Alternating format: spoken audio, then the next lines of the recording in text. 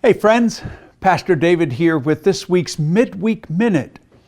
We're right in the middle of a series called Why? Making Sense of God's Will. We're wrestling with the questions that we all ask sometimes. Why do certain things happen in our lives? The question we wrestled with this week is, why do the innocent suffer? To put it another way, why do bad things happen to good people? We have a couple of different ways of responding to that. One of the statements we often use is, it must be God's will. Well, that would suggest that God intended it to happen, or God made a tragic thing happen. And the other way that we respond to tragic things is often, well, everything happens for a reason, which means that God wrote tragedy and God wrote suffering and pain into our story. Adam Hamilton, in the book that I've been encouraging us to look at called Why, he suggests that there are a couple of other ways we might look at the way that hard things, when they happen in the world, why do they happen? And the first thing he suggests is that you and I, as created human beings, are part of this group of people that have dominion over the earth. And that kind of makes us responsible for what happens in the world. God created us. God gave us dominion. This is Genesis, the end of Genesis chapter 1. And God called us to subdue the earth, to rule over it. We have choices. That's the second thing Adam says. Remember that to be human is to have the freedom to choose. And that sometimes we use that freedom in ways that bring suffering and that bring hurt and pain on other people as well as ourselves.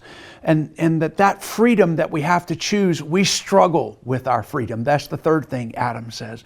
We struggle with the freedom because we seem to be drawn, something in us is drawn to straying away from the path that God has set for us.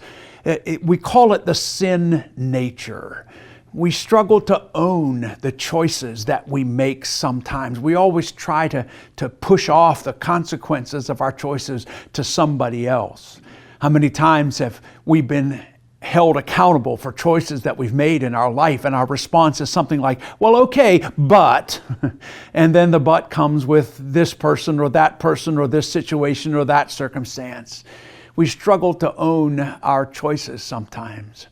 So the world that we live in is subject to the choices that we have made as human beings, all the way back to our first parents, to Adam and Eve, and the choice they made to do something different than what God had decided. And that sense of independence, that sense of choosing a way other than God, has snowballed through these millennia to where we are right now. But here's the thing that Adam reminds us of. God never ever takes away our freedom to choose. Nor does God miraculously deliver us from the consequences of the choices that we make. But what God does do is force the hard, tragic, unexplainable things that happen in our lives. He forces them to serve His good purpose. And what we know to be true is that death, crying, mourning, pain, this is Revelation chapter 21, none of those things will have the final word. The final word from God is that love will be victorious. Life will be victorious. All of the things that come as the consequences of the choices we make ultimately will be wrapped up in this love of God for you and for me. And we can believe that. So my challenge to us this week is to pay attention to how we look at the suffering that happens in the world. And to remember that the causes for the suffering are always much deeper than we realize.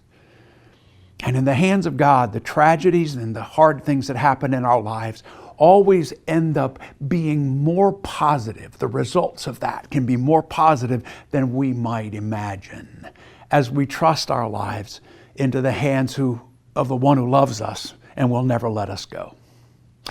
This coming weekend, we will talk a little bit about the business of unanswered prayer.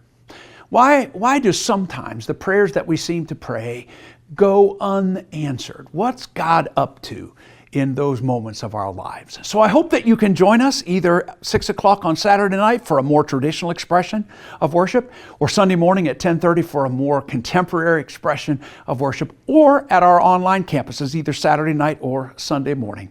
Until then, I hope you have a great week. And remember, keep looking up, and I'll see you later.